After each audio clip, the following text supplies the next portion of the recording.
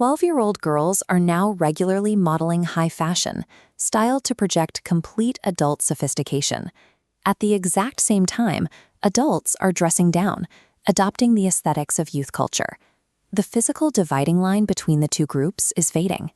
Spontaneous street games organized by kids have largely vanished. In their place, adult-managed leagues emphasize performance and the pursuit of reputation. Play has been industrialized. In the legal system, the gap between juvenile and adult offenses is rapidly narrowing. States are increasingly trying children as adults because the nature of their crimes has become virtually indistinguishable from adult offenses. Curious, this block of text highlights a startling observation from cultural critic Neil Postman. Unlike infancy, childhood is a social artifact, not a biological category. Our genes contain absolutely no instructions for a protected 10-year phase of innocence. And over the last few decades, scholars have suddenly produced scores of books detailing the history of childhood. Before 1960, almost no one studied it. Historians usually write autopsies when an era is drawing to a close.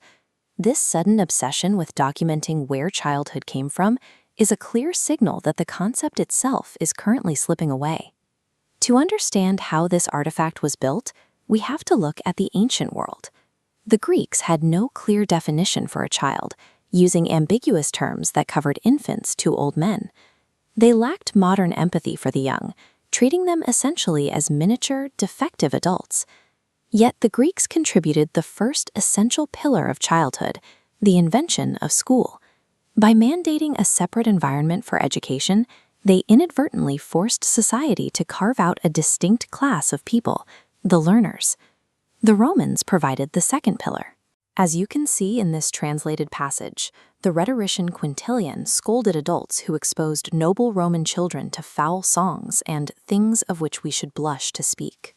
For the first time, a culture recognized the concept of shame in front of the young.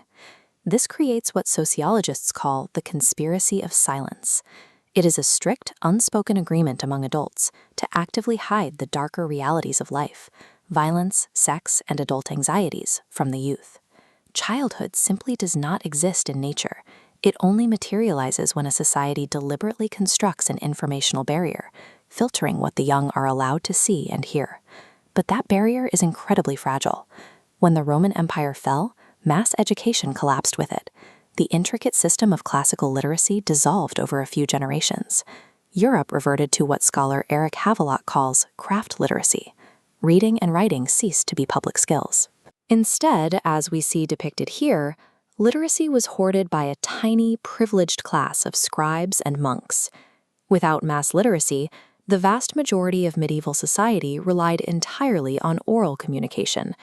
Knowledge, news, and entertainment were transmitted face-to-face, through sermons, songs, and town gatherings.